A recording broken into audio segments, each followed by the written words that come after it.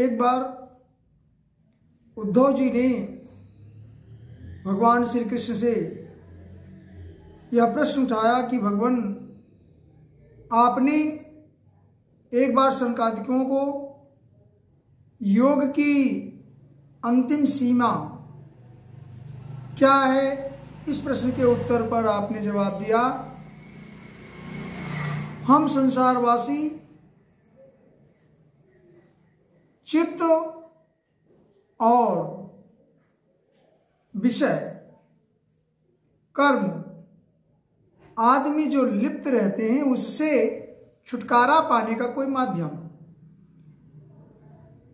भगवान कृष्ण ने उद्धव से कहा, यही प्रश्न सनकादिकों ने ब्रह्मा जी से, अपने पिता ब्रह्मा जी से यह प्रश्न किया, लेकिन ब्रह्मा जी को भी इसका ठीक ठीक भान नहीं होने के कारण उन्होंने मेरी तपस्या करी और फिर मैं हंस का रूप धारण करके ब्रह्मा जी के समक्ष प्रकट हुआ और ऐसे में सनकादिक पुत्रों के साथ ब्रह्मा जी को इसका परमार्थ रूप बताया।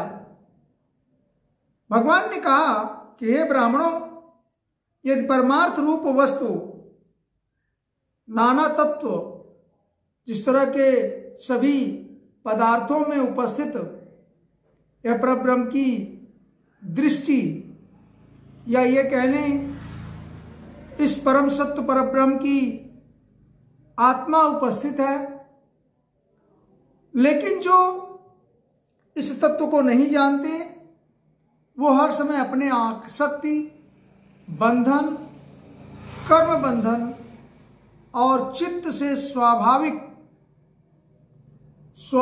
का मतलब जो नेचुरल, जो प्रकृति ने उन्हें दिया है, उसके बंधन में फंसे रहते हैं और इससे अलग होना अत्यंत कठिन है।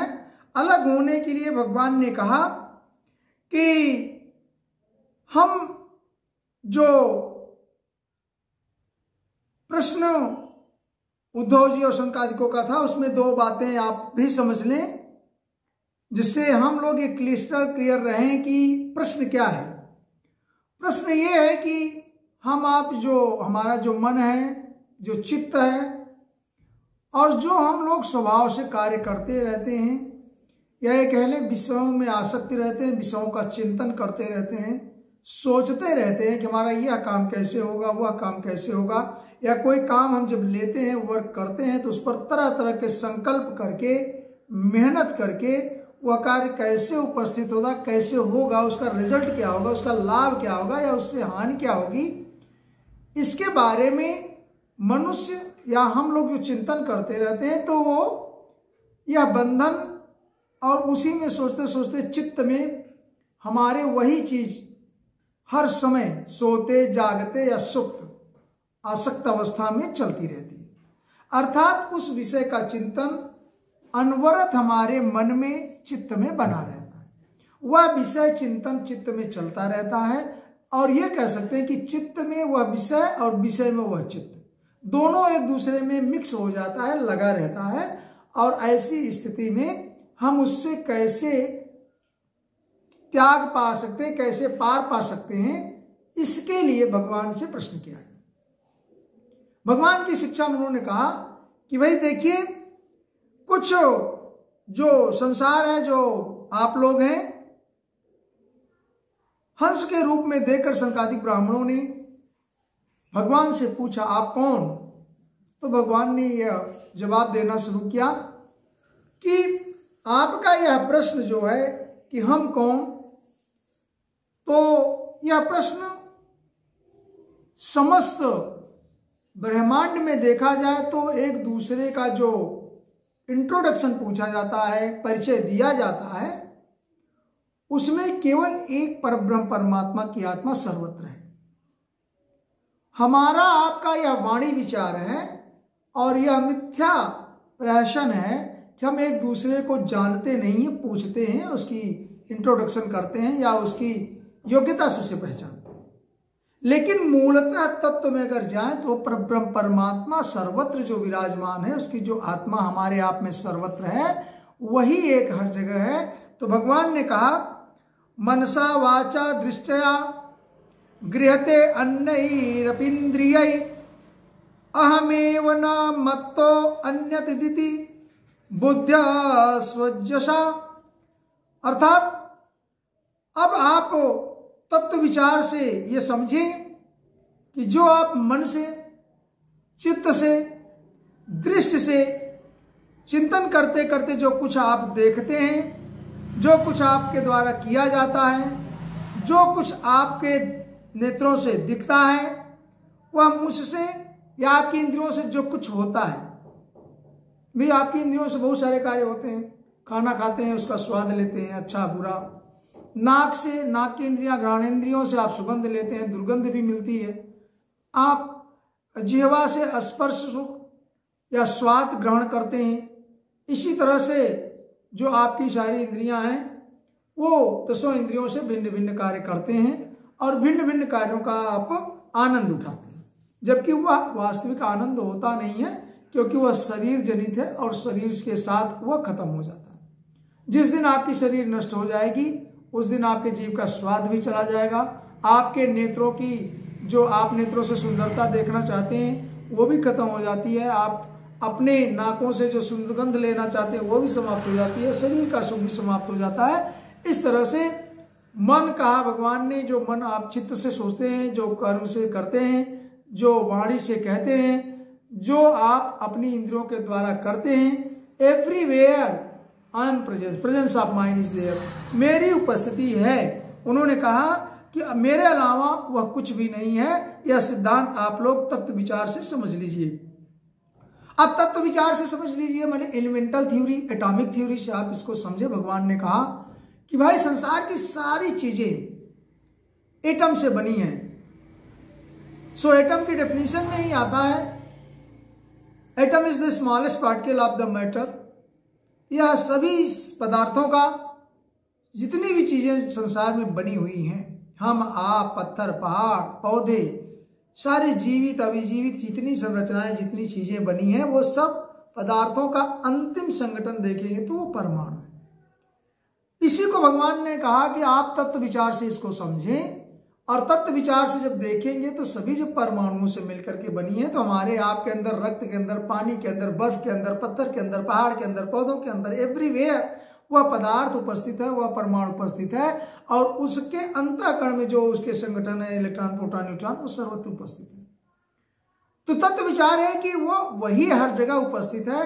तो हमें आप में कोई भेद करने की जरूरत नहीं, और जो योग दृष्टि से यह तत्वतः जान लेता है उसे ही इस दुविधा से, कर्म से, बंधन से मुक्ति मिलती है। फिर वह इन्हें त्याग देता है और सिर्फ उस तत्व विचार करता है। इसी बात भगवान ने कहा गुणेस्वा विशते चेतो गुणस्वे चति प्रजा। जो गुण है, जो आपकी वासनाएं हैं, जो आपकी इच्छाएं हैं, उस पर आप विचार करते करते, विषयों का विचार करते करते मन जो है, चित्त आपका विषयाकार हो जाता है।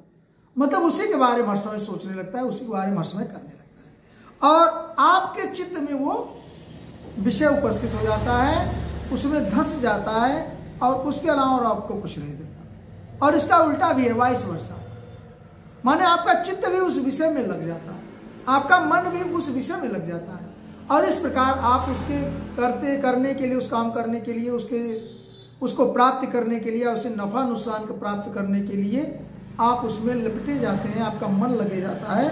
और इस तरह से बार बार आप जो है विषयों का सेवन करते रहने से, अर्थात जो आपको आनंद मिलता है, जो आपकी इच्छा पूर्ति होती है, आपकी हाई तमन्ना, ये कहने कुछ आकांक्षा बनती जाती है, हमारे पास ये हो जाए, वो हो जाए, और बड़े हो जाएं, और धन दौलत, पुत्र या सांसारिक वस्तुएं उपस्थित हो जाए, मिल जाए, आपकी लालसाएं बढ़ती जाती हैं।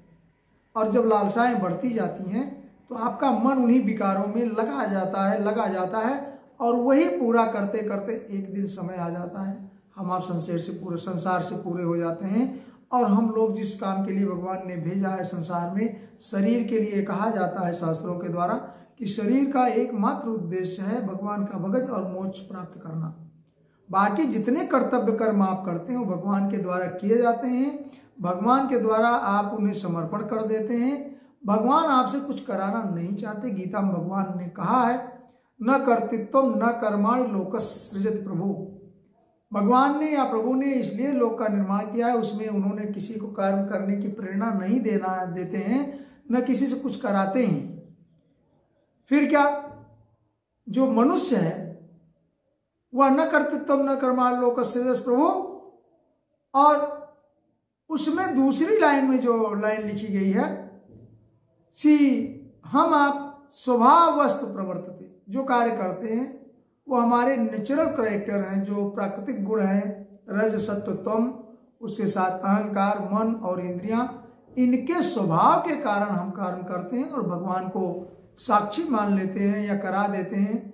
इसी तरह से हम आप अपनी चित्त में उपस्थित वासनाओं की पूर्ति के लिए सारे कार्य करते रहते हैं और इसकी वजह से हमको बंधन लगता है।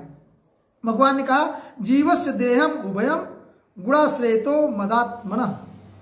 मेरी आत्मा आपके गुणों से या आपकी प्रकृति से, आपके स्वभाव से, आपके इच्छा से, आपके चित्त से कुछ अलग है।